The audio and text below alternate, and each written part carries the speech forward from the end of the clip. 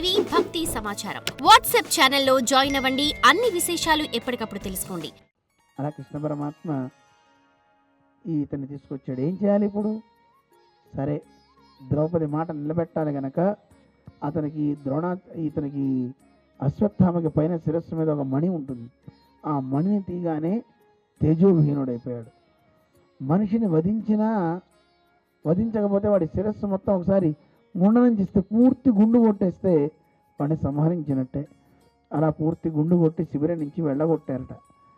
చాలా బాధపడిపోయాడు అశ్వత్థామ. నన్ను ఇలా చేశారు గనక అసలు పాండవులు లేకుండా చేయాలనుకున్నాడు. క్రూరమైనటువంటి కుట్ర పన్నాడు. దుఃఖంతో వెళ్ళిపోయాడు. తెల్లవారింది.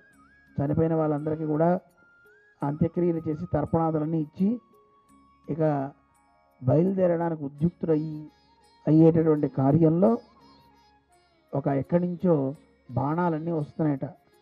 అలాగే అక్కడికి అభిమన్యుడి భార్య ఉత్తర కూడా పరిగెత్తుకొస్తూ కృష్ణ త్రాహి త్రాహి అంటోంది. ఏమైంది అంటే, ఏదో నా కడుపులో గర్భంలో ఉన్న శిశువుని సంహరించబోతోంది, అనేక రకాలైన మంటలు పుడుతున్నాయి నాకు అందట. కృష్ణుడు గ్రహించాడు. అలాగే అక్కడి నుంచి ఇతను వేసినటువంటి అశ్వత్థామ వేసిన అపాండవం అనే అస్త్రం వస్తోంది. పాండవులు లేకుండా చేయాలి అని. ఆ వచ్చే వాటన్నిటిని ఎదుర్కోవాలని ఈ భీముడు, అర్జునుడు వీళ్ళంతా బాణాలు తీశారు. దాన్ని ఏమి ఎదుర్కొంటారు? కృష్ణుడు తన చక్రాయుధంతో వాటన్నిటిని తొలగించాడు. గర్భంలో తానే ప్రవేశించి ఉత్తర గర్భంలో ఆ వేడి తగిలి మృతపిండం చనిపోయిందండి. నిజానికి ఆ మృతపిండాన్ని బతికించాడు కృష్ణుడు దాని చుట్టూ తిరుగుతూ ఏ రకమైంది లేకుండా చేశాట. దాన్ని బతికించాడు.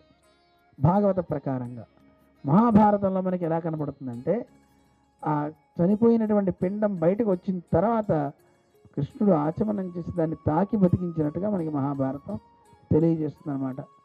అలాగా గర్భంలో ఉన్నప్పుడే చతుర్భుజుడై గదాధారి అయి ఆ పిండాన్ని రక్షిస్తూ చుట్టూ తిరిగేట కృష్ణుడు. అలా తిరిగి రక్షించాడు. ఆ శిశువే పరీక్షిత్తు అన్నారు. ఎందుకు ఆ పేరు పెట్టారు? పరీక్షిత్ అంటే పరితః ఈక్షిత. చుట్టూ అలా చూస్తున్నట్టు ఆ చుట్టూ తిరిగే స్వామిని చూస్తూ కళ్ళతో అలా అలా అలా అలా తిప్పుతూ చూస్తున్నాడు. ఆయన తిరుగుతూ ఉంటాడు కదా స్వామి, ఆయన్నే చూస్తూ ఉన్నాడు.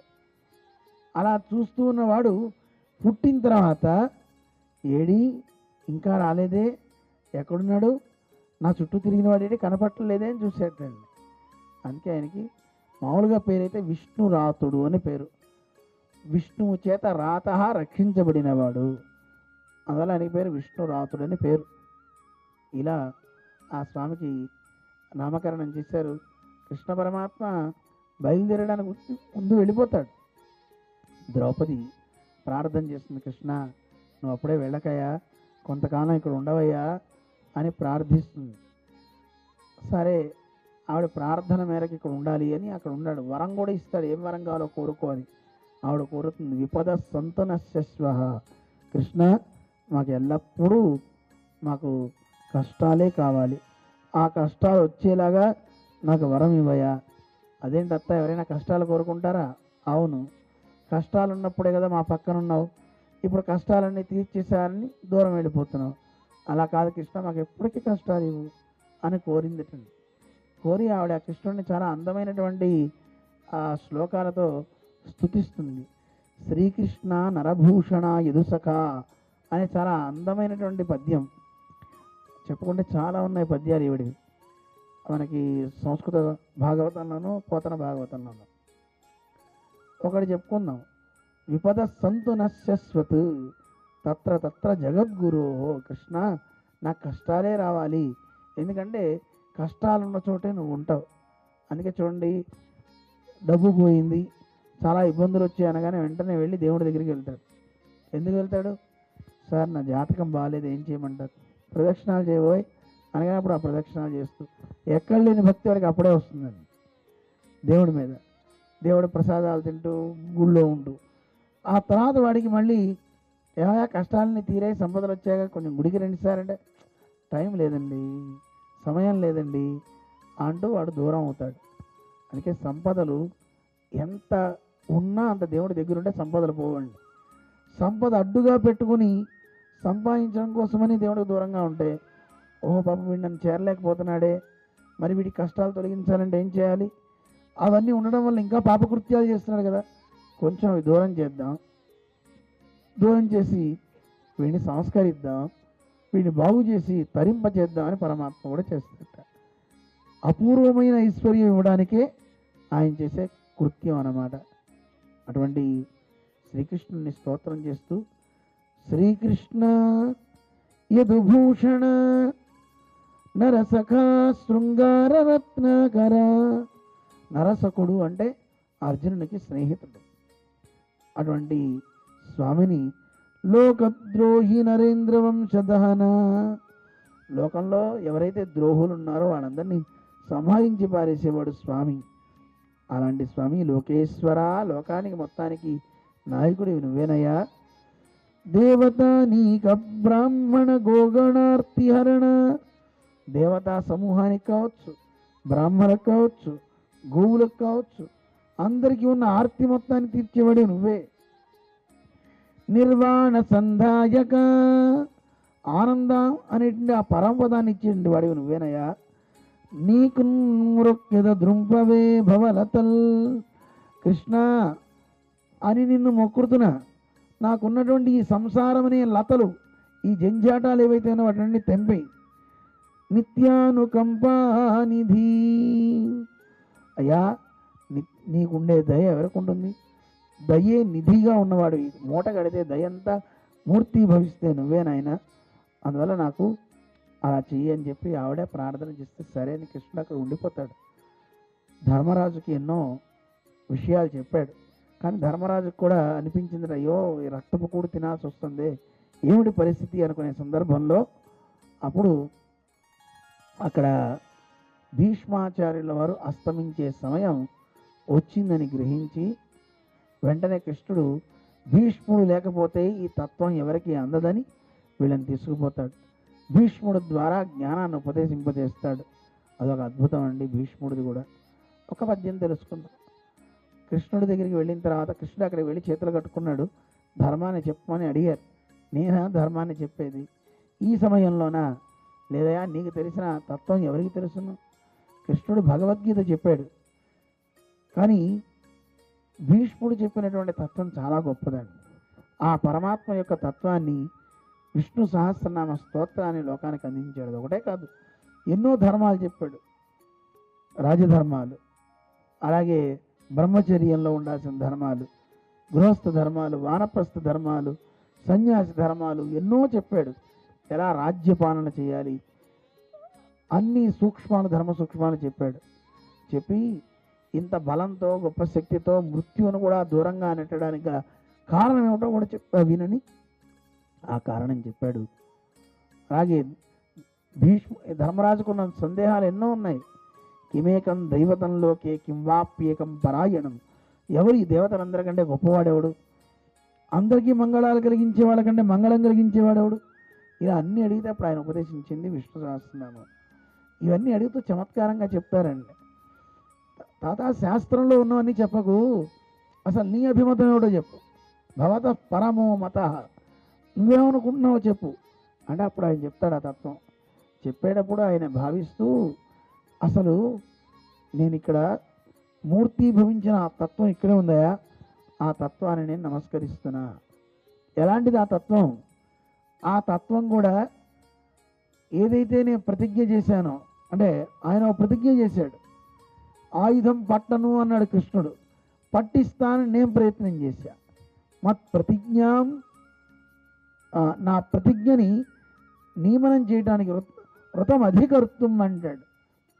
ఆయన చూడండి, తాను అబద్ధం చేశాడు, నన్ను గెలిపించాడు, భక్తుణ్ణి గెలిపించాడు పరమాత్మ. ఏమని?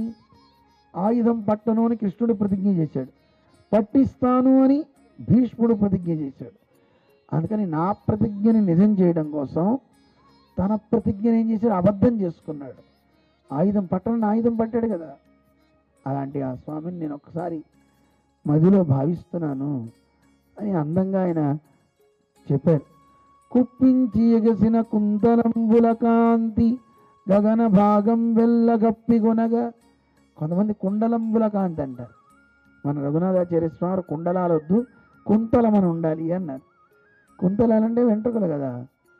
ఆ ఒక్కసారి ఆయన కుప్పించి ఆ రథం నుంచి ఒకసారి ఎగిరి దూకాడు. ఎందుకు అంటే ఆ రోజు భీష్ముడు చాలా విజృంభించి యుద్ధం చేసేట. అర్జునుడిని బాణాలతో కొడుతూ ఉంటే తట్టుకోలేకపోయాడు అర్జునుడు. ఒళ్ళు మండిపోయింది కృష్ణుడికి. తన్ను కొట్టినా పర్వాలేదు కానీ తన భక్తుని కొడితే ఊరుకుంటాడా? నా వాడిని కొడతావా అని నీ పని చెప్తానని రథం నుంచి ఒక్క దూకేటండి. ఆ దూకినప్పుడు హుప్ అని దూకుతారు కదా. ఆ దూకినప్పుడు తల వెంట్రుకలన్నీ ఆ పైకి అలా లేచేటండి. ఆ ముంగురులు అవి చాలా అందంగా ఉంటాయి కదా. అలా పైకి లేచినప్పుడు గగన భాగాన్ని మొత్తాన్ని ఆ నల్లని మేఘాలన్నీ ఆవరించిపోయినాయి. అలా కుంతలముల కాంతి అలా వెళ్ళిందా అన్నట్టుగా భావించాడు భీష్ముడు. గప్పిగొనగా ఉరికిన నోర్వక ఉదరంబులోనున్న జగముల వ్రేగున జగతి గదల. ఉరుక్కుంటూ వస్తున్నాడు. మా వాడిని కొడతామని ఈ పని చెప్తాను పరిగెత్తుకొస్తున్నాడు కృష్ణుడు. ఆ పరిగెత్తుకొచ్చేటప్పుడు ఆయన బొజ్జ కదులుతుంది, చిరుబొజ్జ. అందులో ఎన్నో ముజ్జగాలన్నీ ఉన్నాయి. ఒకసారి భూమి కూడా అలా కదులుతున్నట్టు అనిపించిందండి ఆయన పరిగెత్తుంటే. అలా పరిగెత్తుకుని వచ్చి ఆ కింద పడున్న ఏ వస్తువు ఉంటే ఆ వస్తువు చేత్తో తీసుకుని వెళ్తాం కానీ ఉన్న కొట్టడానికి వెళ్ళేవాడు, మనం కాదు. కోపం వచ్చినవాడు. కృష్ణుడు కూడా అక్కడ రథచక్రం పడి ఉంటే ఆ రథచక్రాన్ని పట్టుకున్నాడు. చక్రంబు చేపట్టి చనుదించురయమున పైనున్న పచ్చని పటముజార. పైన ఒక వస్త్రం వేసుకున్నాడు కదా, వలెబాట అంటారు. ఆ వస్త్రం జారిపోయిందండి పరిగెత్తుకొస్తుంటే. అయితే ఇక్కడ చమత్కారం చెప్తారు మన పెద్దలు. ఎందుకలా పైన పచ్చని పటం జారిపోయింది? ఒరే నిన్ను కొట్టడానికి రావట్లేదు నేనని చెప్పడానికి ఒక సూచకం అండి. అంటే వక్షస్థలంలో ఎవరుంటారు? లక్ష్మీదేవి. ఆ లక్ష్మీదేవి కటాక్షాన్ని కలిగించేట భీష్మ పితామహుడికి ఎవరు? కృష్ణుడు. అందుకే మీరు కావాలంటే గమనించండి, వామన చరిత్ర చూస్తే ఆయన వామన చరిత్రలో ఇక్కడ వక్షస్థలం దగ్గర జింక చర్మం ఉంటుంది. కృష్ణాజినం అని బ్రహ్మచారికి వేస్తారు. అలా స్వామికి వేశారు. ఎందుకు అంటే వక్షస్థలంలో ఉన్న లక్ష్మీదేవి కనపడకూడదండి. అది మీకు వామన చరిత్ర వచ్చినప్పుడు చెప్తా. లక్ష్మీదేవి కూడా ఆశపడింది, స్వామి నువ్వు అడుక్కుంటుంటే ఒకసారి చూడాలనుందా, ఎలా యాచిస్తావో చూస్తా. నువ్వు ఉంటే ఏం అడుక్కుంటాను? లక్ష్మీదేవి ఉంటే ఎవడన్నా బిచ్చగాడు అవుతాడా? అవడు. అందుకే ఆవిడ మూసేసాడు. అప్పుడు చేతిలోకి వచ్చిందనమాట, అర్థించాల్సి వచ్చింది. దేవుడైనా సరే నారాయణుడు కూడా అమ్మ లేకపోతే ఉత్త నారాయణుడే. అమ్మ ఉంటే శ్రీమన్నారాయణుడు అవుతాడు. అందుకని అమ్మని కప్పేసేట జింక చర్మంతో. కప్పి తాను వెళ్ళాడు. ఒకవేళ అమ్మే కనుక చూస్తే బలిచక్రవర్తి ఏమవుతాడండి? శ్రీమంతుడు అయిపోడు. అమ్మ చూపు పడితే పరమాత్మ వాడిని ఏది శిక్షించడానికి లేదు కదా. కానీ ఇక్కడ ఈయన వెళ్ళింది యుద్ధం చేయడానికి కాదు, ఆయుధం పట్టనన్నాడు. కానీ ఆయుధం పట్టాడు. పట్టి అమ్మవారిని చూపించేట నీకు అనుగ్రహిస్తున్నానని చమత్కారంగా చెప్తారు.